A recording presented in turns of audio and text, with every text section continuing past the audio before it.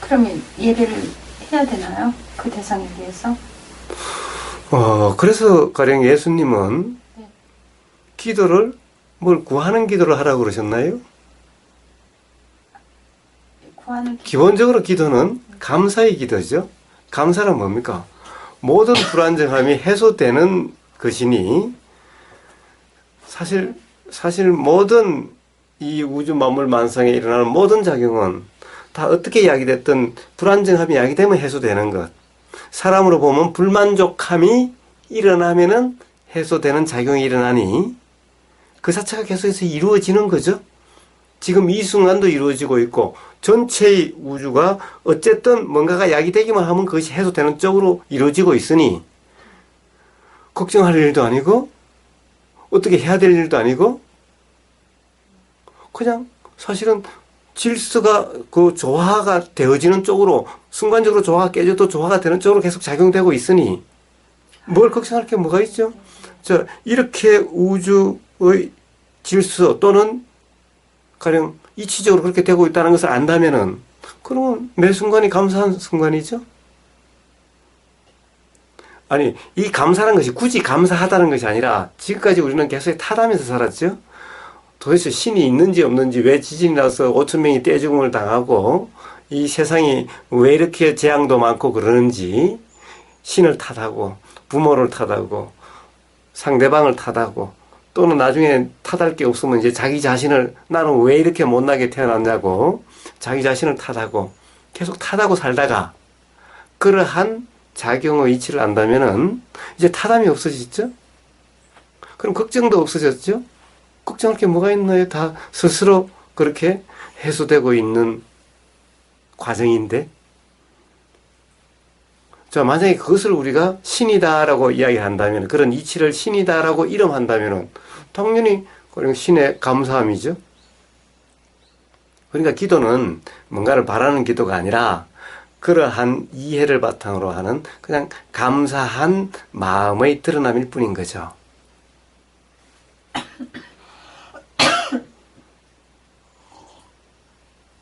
더 나가면은 가령 그런 자연의 작용에 순응하는 그냥 그 자연의 작용 그 자체인 거슬리려고 함이 없는 이 상태가 바로 기도인 겁니다. 즉 삶이 바로 기도고 기도가 바로 삶이지 뭔가를 갈구하는 뭔가를 어떻게 하는 행위가 기도가 아니라는 거예요. 그러면 삶이 너무 수동적이 되나요? 아니 애당초에 모든 가령 자연의 일부일 뿐인데 자연이란 말은 스스로 그렇게 작용되고 있는 거죠. 어떻게 이야기됐든 뭔가 불만족이나 부작용, 불안정함이 일어나면 스스로 해결되는 작용이 일어나게 되죠. 그런데 거기서 뭐 할 게 뭐가 있나요? 모든 것은 이치대로 되고 있고 기독교식으로 이야기하면 섭리대로 이미 되고 있는 건데 모든 것이 섭리대로 되고 있지 않는 것이 단 하나도 없는데 이치대로 되지 않는 것이 단 하나도 없는데 뭘 할 게 있죠? 한다는 그것이 바로 어리석음이고 기독교식으로 표현하면은 오만이죠.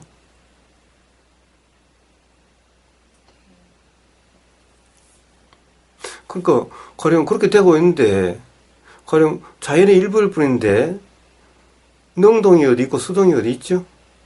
제가 그 말씀을 이렇게 조금 이해됐어요.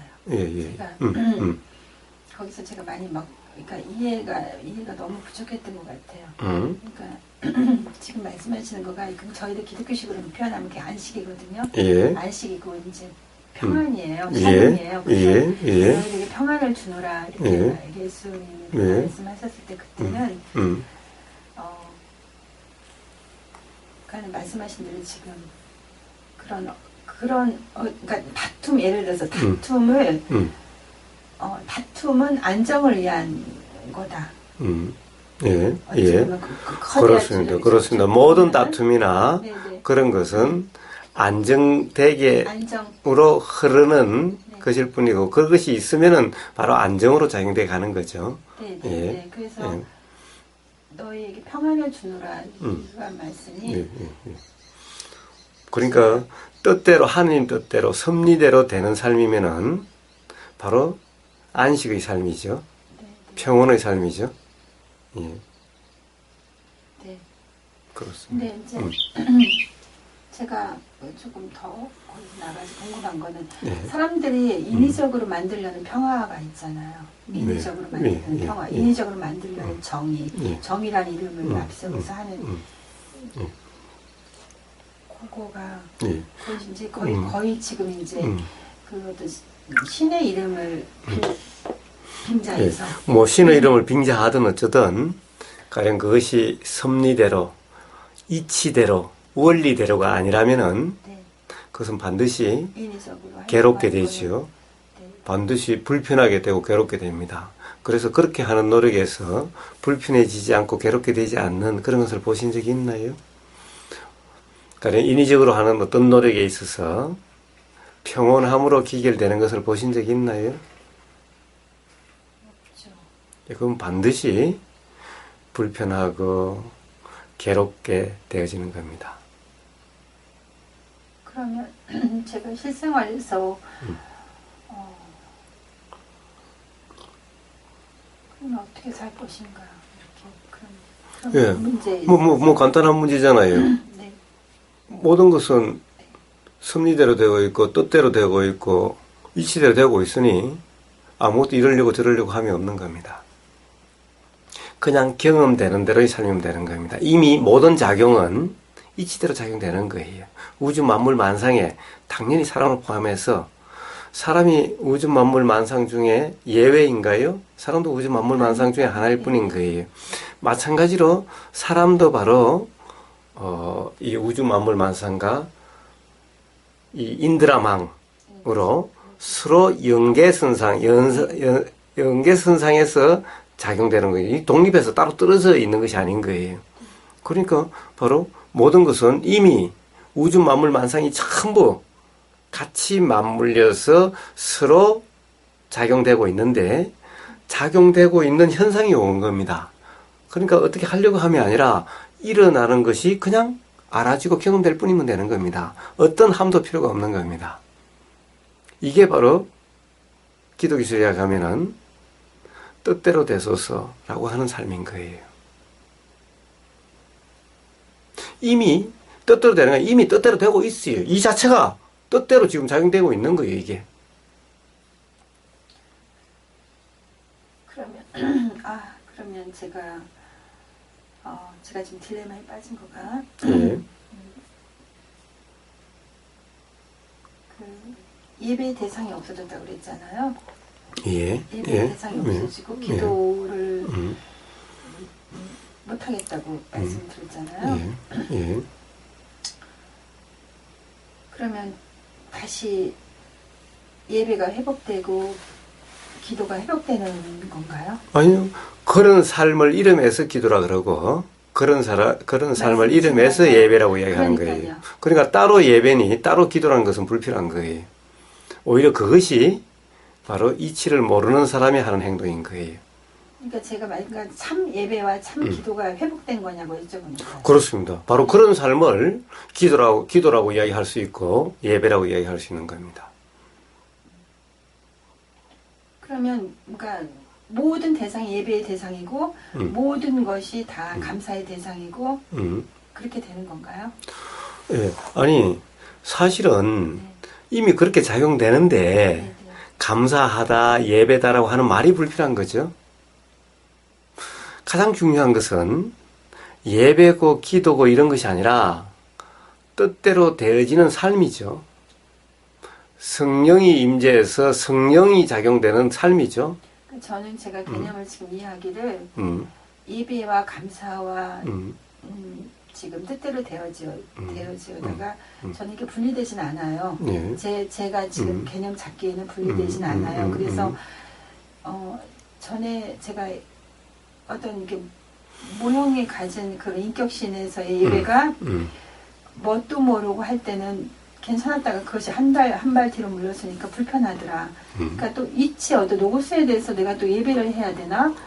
이것도 좀 불편하더라. 근데 지금 이제 말씀해 주신 대로 원래 이치가 있어서 그런 것이 아니고 제가 이해를 했다면 이치가 예. 있어서 생각이고 이런 삶의 편인 하나하나를 보면서 음. 이치가 있더라 이렇게 거꾸로 가는 거잖아요. 그렇습니다. 그러니까 이렇게 제대로 가다 이렇게 가는 거 이런 작용들 그러니까 이런 하나의 흐름들 작용들을 보면은 감사가 나오지 않느냐 예배가 되지 않느냐 제 식으로 보면 그게 감사고 예배가 아니냐 근데 뭐 불편하냐 이 얘기인가요? 이 말씀인가요? 그렇습니다. 자, 사실은 기도라고 하는 것은 네. 일어나는 어떤 작용의 현상에 대한 이름입니다. 네. 이제 그 뜻대로의 삶이면은 다른 사람이 본다면은 저 사람은 항상 기도의 삶을 살고 있다라고 아마 그렇게 보이게 될 거예요.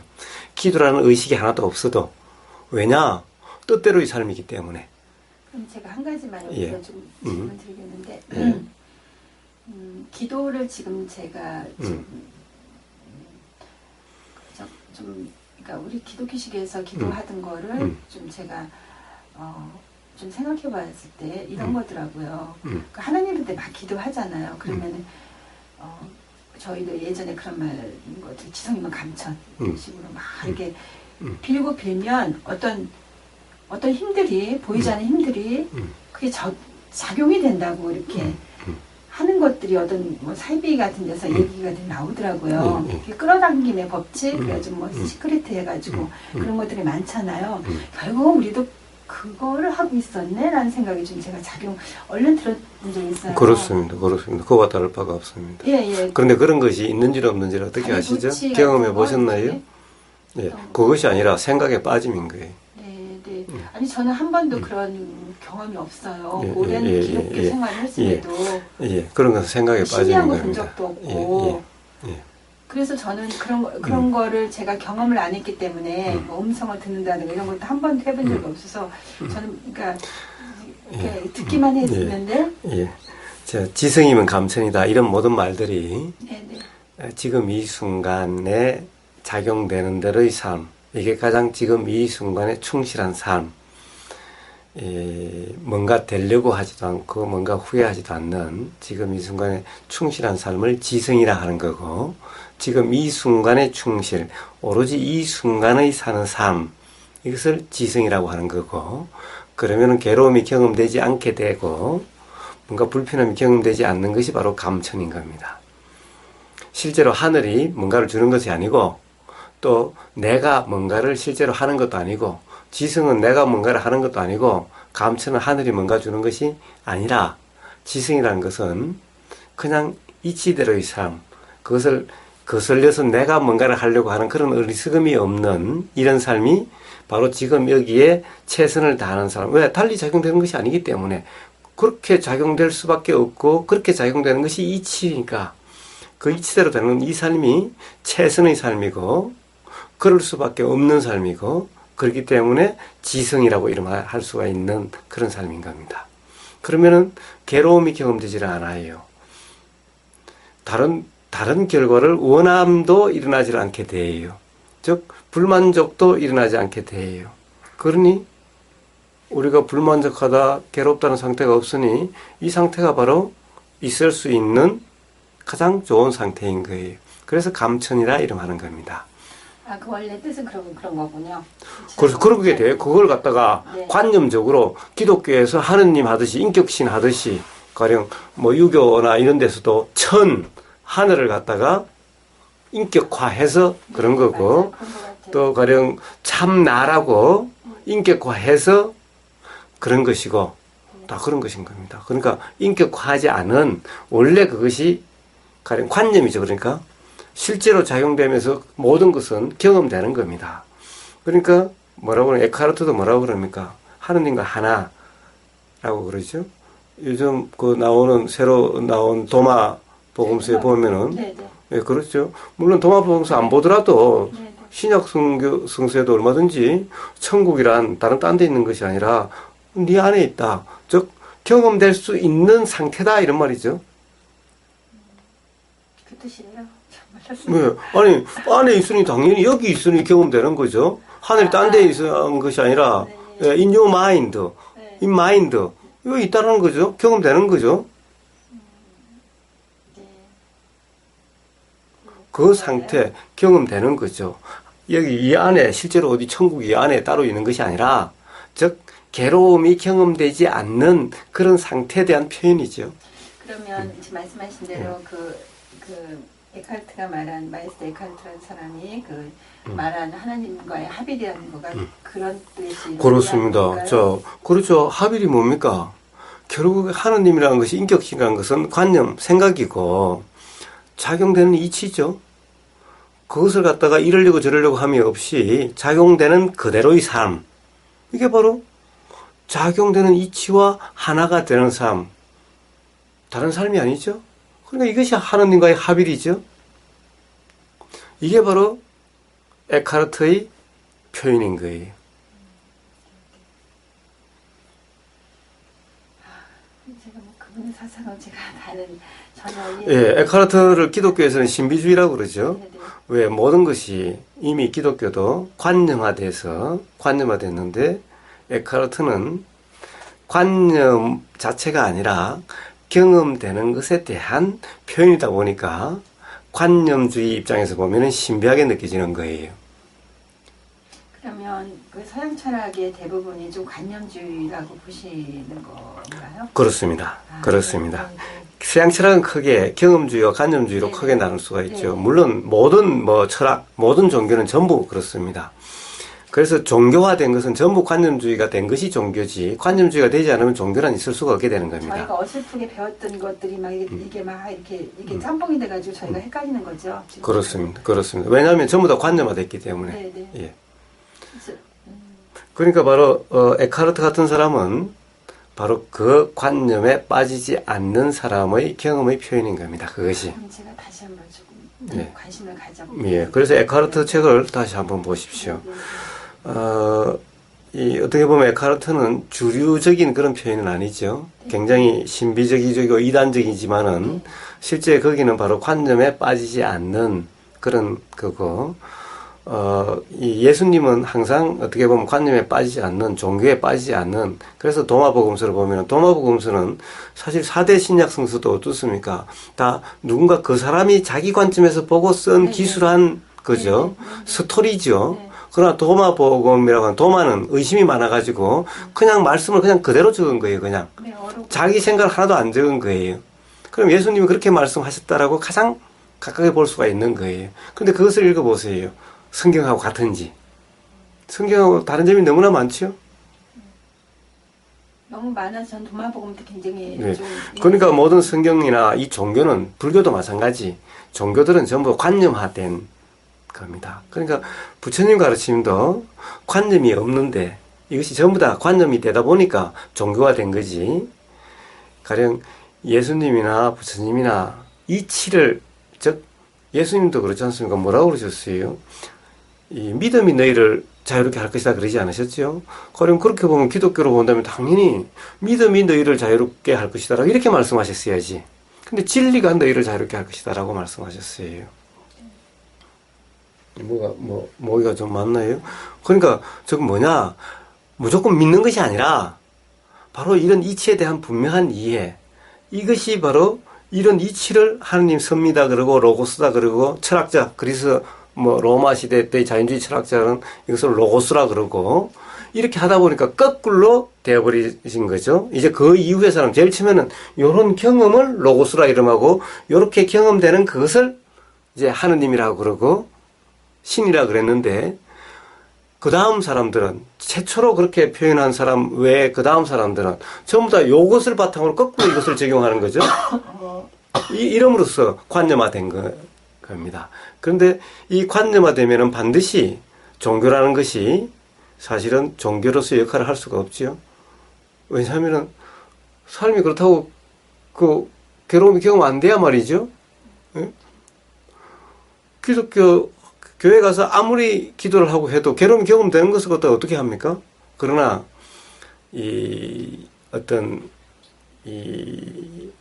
그러니까 저 기독교식으로 이야기하면은 하느님의 뜻이 어떻게 작용되고 있는지, 작용되고 있는 이 실제 우주 만물 만상의 작용의 이치를 이해하는 것이 기독교식으로 이야기하면은 하느님의 섭리를 아는 거죠.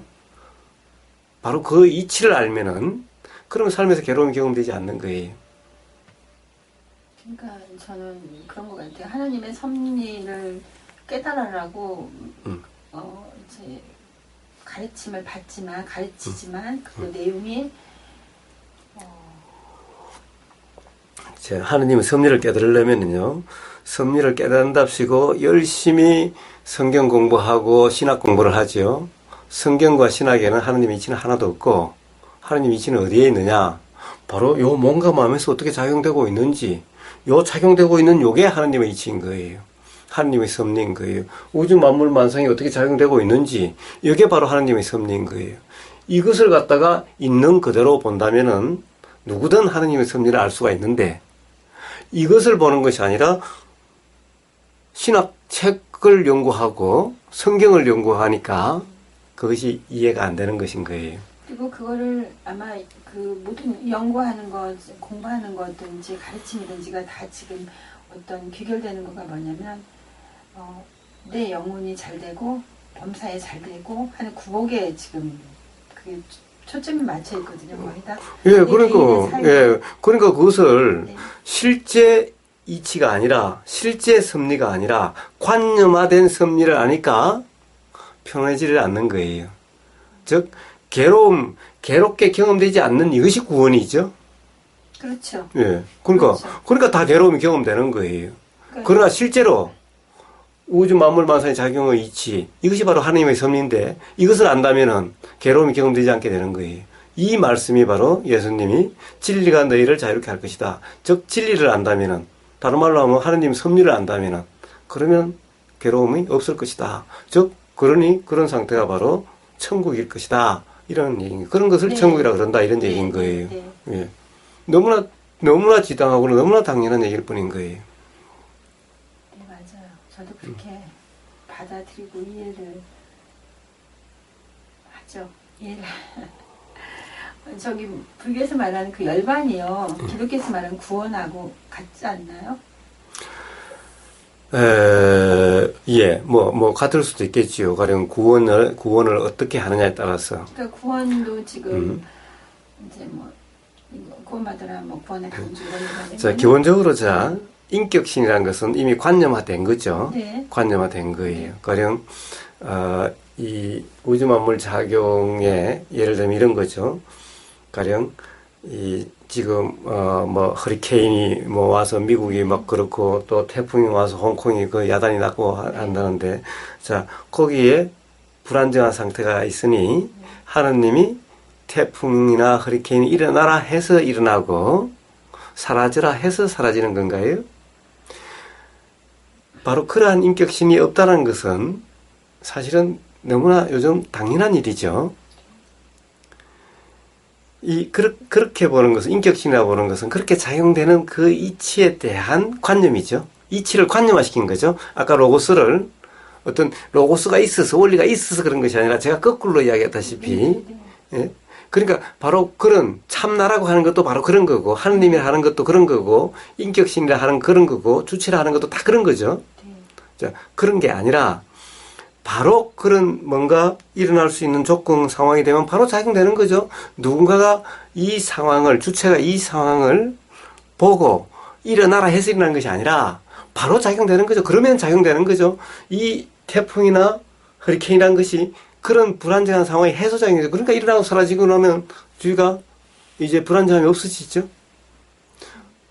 태풍이나 허리케인이 어디 부술라고 오나요? 그게 아니라 그냥 해소되는 작용에, 거기에 그런 것들이 있어서 그 작용에 그냥 영향을 받은 것일 뿐인 거예요. 허리케인이 와서 부순 것이 아니고, 태풍이 와서 부순 것이 아니라, 그걸 부수려고 일어난 것이 아니라,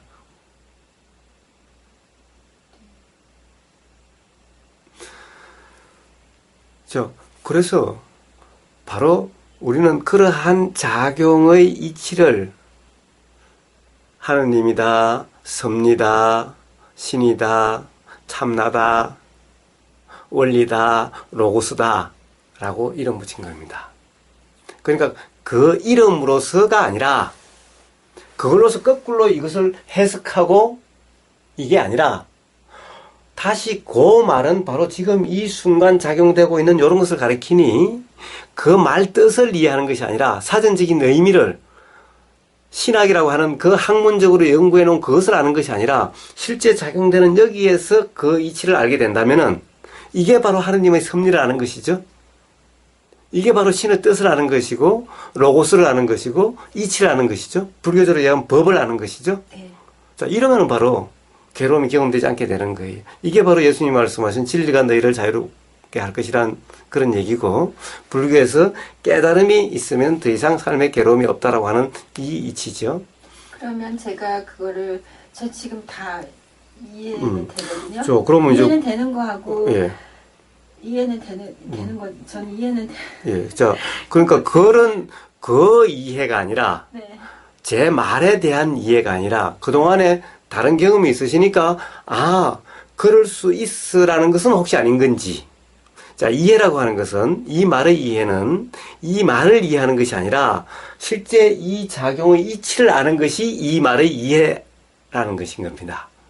이 말의 진정한 이해는 이 말을 뜻으로 아는 것이 아니라 그럴 것 같아. 지금까지 내가 다른 거 다 해봐도 다 회의가 일어났는데 자, 그런 것 같아. 이게 아니라 실제 이 몸과 마음에 작용하는 이치, 실제 이 우주 만물에 작용하는 이치, 이것을 알아야, 이것에 분명해야, 그래야 제 말을 이해한다라고 할 수 있는 겁니다. 경험될 때. 예, 그렇죠? 그렇습니다. 저는 그건 아니에요. 그것이 경험적으로 이해될 때. 그러니까 그것은 역시 또 관념적으로 아는 거지. 네, 그렇죠. 그것은 그렇죠. 제가 이야기한 그것을 안다라고 하는 그런 네. 것이 아니라는 겁니다. 관념적인 이해는 네. 아는 것이 아닌 거예요. 맞아요. 그런 것 같아요. 관념적으로 제가 그래서 제 말을 이해하는 것이 아니라 네. 이 몸과 마음에서 작용되는 이 이치, 우주 만물 만상이 작용되는 이 이치, 이것에 대해서 분명하냐, 이것이 그렇구나라고 하는 이해가 된다면 비로소 제 말이 이해가 되는 것이라고 할 수 있는 겁니다. 네, 맞아요. 저는 지금 거기까지는 아닌 것 같아요. 제가 예. 근데 그거를 거부하거나 저건 뭐 이해가 되지 않아? 그런 건 아니고 다 수긍이 돼요. 예. 수긍이 되고 물론 저도 이렇게 배우면서 이렇게 다른 말씀 들으면서 거부감 같은 게 많이 있어 왔었잖아요. 근데 이제 거부감이 안 드는 말씀들도 있으니까 따라오는 거예요. 여태까지 오는 거잖아요. 지금 거부감은 안 생기고 이해가 되고 그러니까 머리로만 이해가 됐겠죠. 실제로 경험이 중요하다고 하셨잖아요. 그렇습니다. 실제로 경험할 때는 그럼 제가 어떻게 해야 되나요? 예. 자, 그 전에 이제 그런 구원과 열반이 나왔으니까 그거부터 한번 이야기를 해봅시다. 네. 자, 기독교에서 구원이라는 것은 뭘 구원이라고 그러죠? 제가 이해한 대로 지금 이론적으로라도. 예.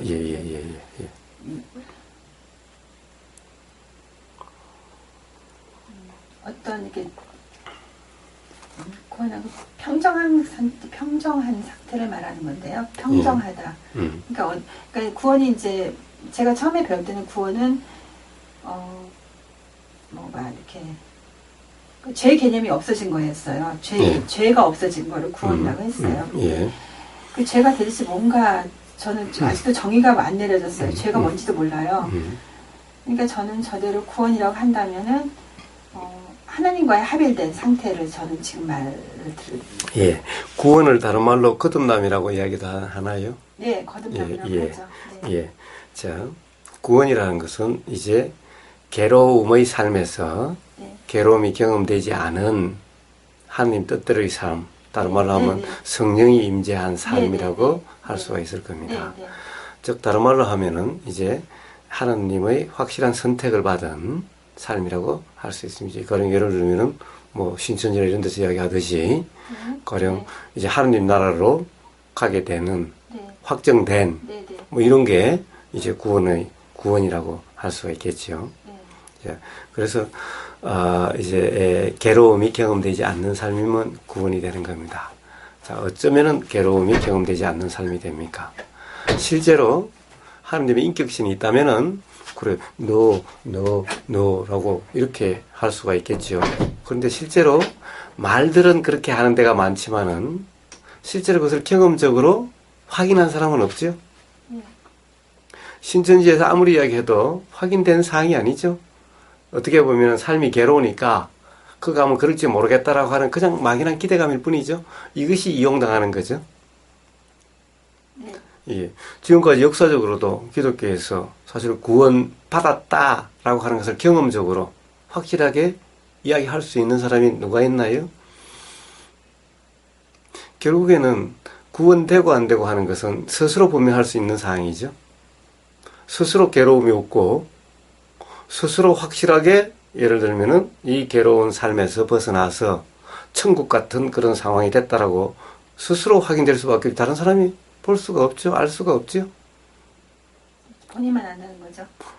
아니 그러니까 확인한 바가 있냐고요. 저는 없죠. 예. 저는 그러니까 만약에 그것이 있다라고 한다면은 지금 누구나 알 텐데 사실 스스로 아닌 어느 누구도 그것을 갖다가 그 사람 그랬다라고 규정할 수 있는 것이 없고 그랬다라고 하는 것은 사실은 전부 다 믿으라고 하는 말이지 확인된 사실이 아니라는 거예요. 그러니까 구원이라고 하는 것은 스스로 알 수 있는 것, 즉 죄로부터 벗어나서 더 이상 괴로움이 경험되지 않은 그런 은총의 삶, 즉 또 다른 말로 하면 말씀대로의 삶, 성령이 임재한 삶, 내 뜻대로가 하나님 뜻대로 되는 삶, 바로 이런 것인 거예요. 이렇게 되면은 내 뜻대로 하려고 했을 때는 삶이 막 괴롭다가 이제 내 뜻대로가 아니라 하나님 뜻대로 되는 이치대로 되는 삶이면은 바로 거듭난다라고 하는 이런 삶이 되는 겁니다. 왜냐? 지금까지 경험되던 어떤 괴로움이나 어떤 그런 불편이 경험되지 않으니까 이것이 바로 새로운 삶이 되는 거듭남의 삶이 되는 겁니다. 이렇게 경험되는 그렇게 되는 그것을 이름해서 구원이라는 거죠. 불교에서 그런 것을 열반이라 이름합니다. 예, 자, 바로 이제 괴로움이 경험되지 않는 어떤 내가 어떻게 하려고 하는 이런 무지의 삶이 아닌 불교에서는 내가 어떻게 하려고 한다는 이것을 뭐라고 그러냐 가장 대표적인 무지라고 이야기합니다. 네. 가령 내가 있다라고 하는 유신견, 네. 아견, 내가 있다라고 하는 것이 대표적인 무지인 거예요. 그러니 불교에서는 무아라고 하는 것이 진리라고 이야기를 하는 겁니다. 나란 그런 것은 없다. 즉 나라고 하는 주체자가 없다. 이 말은 뭐냐? 우리가 주체라는 것이 뭡니까? 우리 행위라는 것이 뭐예요? 도대체 행위라는 것이. 자, 본다는 거죠. 보는 내가 본다. 내가 듣는다. 내가 냄새 맡는다. 내가 맛본다. 내가 느낀다. 내가 안다. 내가 생각한다. 내가 행동한다. 내가 의도한다. 이게 전부 다 나라고 하는 역할이 전부 다예요.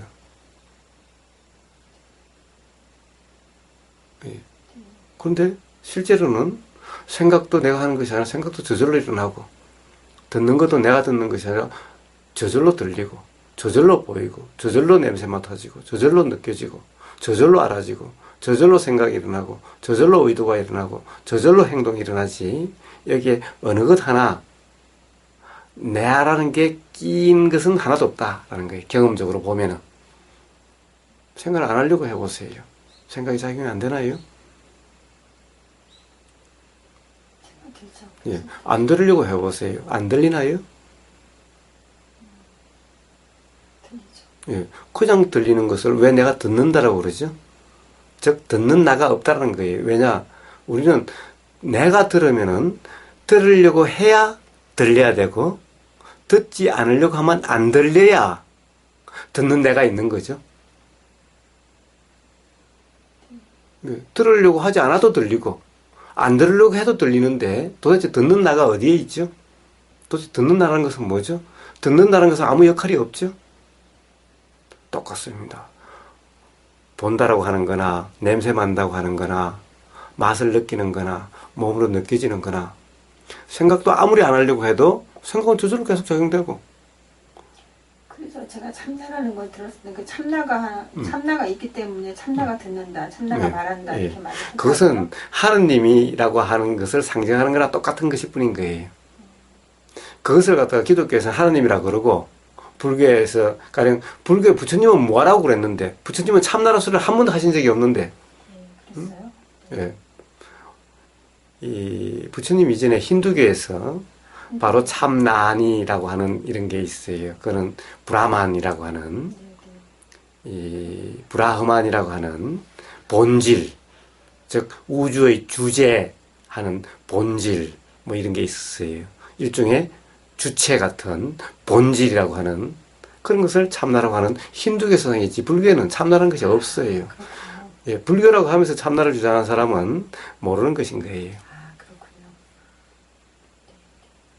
그래서 무아를 삼법인, 법인이라는 것은 진리라고 하는 도장, 그것이 아니면 진리가 아니다라고 하는 것으로 바로 무아가 들어있는 거예요.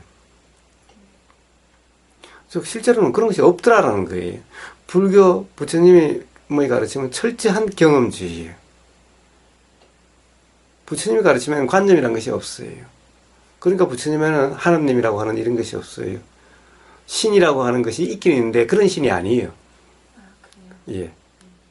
신이라고 하는 그런 것 또한 어떤 현상이지 어떤 주체자, 인격 이런 것이 아닌 거예요. 기독교에서 말하는 신과 불교에서 말하는 신은 다른 것인 거예요. 그래서 그런 게 없어요. 부처님한테 예를 들어서 다른 사람 다 그냥 참나가 있다느니 신이 있다느니 물으면 그래요. 당신 봤나? 라고 물을 거예요. 봤어요? 아무도 보지도 본 사람 아무도 없으면서도 있다라고 그래요. 자기가 확인하지도 않으면서.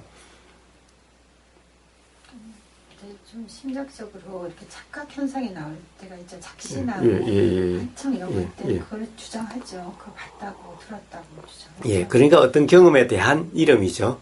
어떤 경험에 대한 해석이죠. 어떤 경험에 대한 해석이죠. 저는 그거는 뭐 믿지 않아요. 자, 그러니까 결국 아까 우리 로고스에 대한 이야기와 똑같은 겁니다. 거꾸로 뒤집어진 것이라는 거예요.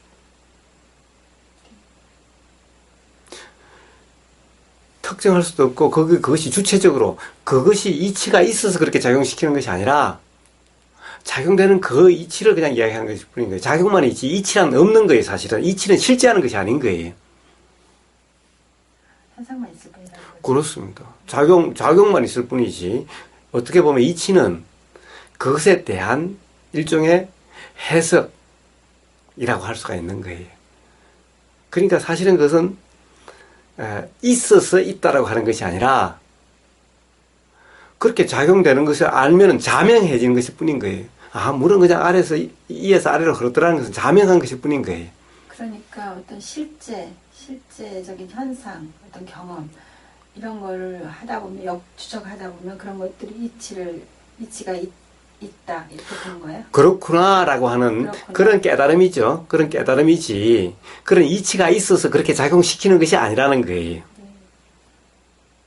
그러니까 어쩌면 제가 현상에 관심을 둔 게 아니라 관념에, 예. 이치란 관념에 그렇습니다. 여태까지 지금 제가 찾았던 것도 그런 건가요? 그렇습니다. 거꾸로 뒤집어진 그런 거예요. 참나라든가 뭐 진화라든가 뭐 신이라든가 뭐 인격신을 이야기하는 모든 것이 다 그런 것인 거예요. 가식적인 가짜의 위로를 받고 살았다는 건가요? 그렇습니다. 아, 네. 불분명하고 모르면 전부 다 그렇게 그냥 떠넘겨 버리는 거예요. 그러면서 거기에 그냥 그대로 믿어버리는 거예요. 그렇게. 그래도 삶에 조금 그러니까 위안을 받은 거예요. 예, 그렇죠. 자, 어느 정도 이해이 되죠. 이해이 되지만 근본적인 이해이 못 되기 때문에 계속해서 뭔가 의심이 일어나고, 네. 뭔가 다시 답답함이 일어나게 되고, 네. 그리고 뭔가 불편하고 괴로움이 경험되게 되게 됩니다. 반드시. 네.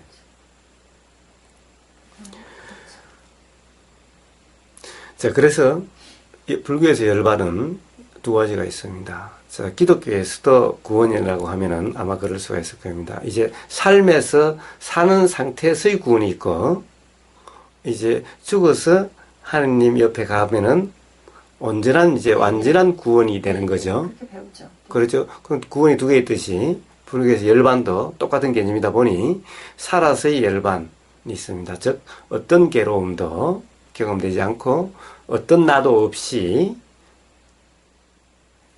없는 그런 상태.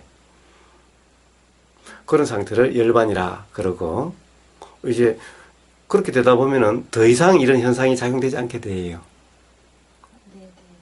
왜냐하면 더 이상 불안정한 상태, 불만족한 상태가 없기 때문에 이제 죽음이라고 하는 그 상태가 되면 더 이상 다시는 안 드러나게 돼요. 이제 열반, 그러면 그것을 이제 바로 진짜 열반이 되는 거죠. 몸을 벗었을 때가. 예. 그러나 그것은 바로 살아서 열반이라고 하는 그런 것이 돼야 죽으면서 온전한 열반이 되는 거죠. 그러니까 살아서 구원받지 못한다면은 죽어도 구원을 받지 못하는 거죠. 그러면 그 살아 있어야 되는 이유가 그거네요. 그렇습니다. 그렇습니다. 사는 이유는 뭐냐? 기독교에서 이야기하면 구원받는 것이 삶의 목적이고, 불교식으로 이야기하면 열반이 삶의 목적입니다. 그러니까 이 몸을 벗으면 그거 할 수가 없으니까 몸 벗기 전에 구원을 그러니까 열반을 체험해야 되네요. 예, 그런데 사실은 말입니다. 이것 또한 자연 현상이고, 그렇기 때문에 이 또한 어떤 불안정함이 있었기 때문에 이렇게 지금 이런 현상으로 드러나 있는 거예요. 이렇게 지금 이것이 뭐냐? 그것이 지금 해소돼 가는 작용의 현상인 거예요. 그러니까 이미 구원되고 있는 거예요, 사실은. 이미 해결되고 있는 거예요. 이미 열반으로 가고 있는 거예요. 그런데 왜 구원받지를 못하냐? 왜 가령 불교식으로 이야기하면은 왜 열반에 이르지 못하냐? 기독교식으로 이야기하면은 하나님 뜻대로가 아니라, 즉 하나님 섭리대로 작용되는, 이미 이 우주 만물 만상이 다 하나님 섭리대로 작용되고 있는데 그 작용대로 살지를 못하고 자기 뜻으로 자기 생각대로 살려고 해서 구원되지를 못하고 삶이 계속 괴로움이 경험되게 되는 거죠. 그래서 성령이 임재되지 못하는 거죠. 왜? 자기 뜻으로 살려고 하니까. 성령이 임재되려는 거죠. 자기 뜻이 온전히 죽어야. 모든 것이 하나님 뜻대로 되소서라고 온전히 내맡김이 있어야. 그러니까 온전히 내맡기고 싶은 마음이 있어요. 예, 아니 사실은 내맡기고 싶은 게 아니라 사실은 이미 하나님 뜻대로 되고 있는데 맨날 내 뜻대로 한다고 착각하기 때문에, 어리석기 때문에. 세상에 아니 하나님 뜻대로 우주 만물 만상에 하나님 뜻대로 되지 않는 것이 어디에 있나요? 인간이 얼마나 오만하면은 하나님 뜻대로 되고 있지 않다고 이 뭔가 마음이에요? 이미 하나님 뜻대로 되고 있는 것인 거예요. 단지 착각을 하고 있죠. 내 뜻대로 산다고. 내가 어떻게 할 수 있을 거라고. 내 뜻대로 안 사나요, 그러면? 그건 착각이죠. 그러니까 괴로움은 내 뜻대로 사는 것이 아니라 내 뜻대로 산다라고 착각하기 때문에 괴롭게 경험되는 거예요. 사실은 이미 우주 만물 만상은 전부 다 인간을 포함해서 이미 하나님 뜻대로 되고 있는 것인 거예요. 어느 누구도 다. 그런데 바로 어리석음, 그렇게 뜻대로 되고 있음을 모르기 때문에 내가 한다라고 착각하는 거죠. 착각. 그러니까 그래서 어리석음이라고 그러죠. 말씀도 되나요? 네가 부처인데, 네가 깨달은 부처인데 뭘 더 깨달으려고 하느냐, 이런 건가요? 그건 틀린가요, 그 말하고는? 그거는 예, 부처란 마찬가지로 인격이 아닌 거예요. 부처나 하느님이나 다 인격이 아닌 거예요. 그 부처는 조금 그 개념을 아마 구원을 받았는데 굳이 넣고 또 구원 받으려고 하느냐, 이 말하고 비슷한 건가요? 구원을 받은 자인가요? 예. 진행령으로 가는 건가요? 예, 사실 가령 부처다 또는 열반이다 구원이다 라고 하는 것은 어리석음만 없으면은 바로 구원되게 되는데, 어리석은 상태, 착각의 상태가 구원되지 않은 상태죠. 착각만 없으면은 그러면 바로 구원의 상태죠. 네. 그러니까 그 무지가 문제네요. 그렇습니다. 그렇습니다. 불교 또한 똑같은 겁니다. 자, 부처란 인격신이 아니라 바로 이치대로 작용되고 있는 자연 작용 그대로의 삶, 그것이 부처고, 그것이 그대로의 삶이 아니라 맨날 실제로는 자연 이치대로 되고 있는데, 세상에 우주 만물 만상 자연 이치대로 되고 있지 않는 것이 어디 있어요? 인간 또한 그렇게 되고 있는 건데 인간이 스스로 착각하는 거죠. 자기가 산다라고. 아까 이야기했다시피 그냥 들리는 걸 내가 듣는다라고 착각하는 거죠. 착각이 있다고 해서 그냥 들리는 것이 아니라 내가 듣나요? 착각이 있어도 착각이지 내가 듣는 것이 듣는 나라는 것이 있는 것이 아니라 그냥 들릴 뿐인 거예요. 아무리 내가 듣는다 해도 아니 안 들으려고 해도 들리고 들으려고 하지 않아도 들리고 단지 실제로는 그런데 내가 듣는다로 착각할 뿐이죠. 그러니까 착각이 있으면은 괴롭고 착각이 있는 상태를 중생이라 이름하는 것이 뿐이지. 그러면 그 착각이라는 거가 내 뜻대로 하려고 하는 거, 하나님의 섭리대로 이미 가고 있는데 내 뜻대로 하려고 하는 거가 착각이라는 거예요. 그렇습니다. 그렇습니다.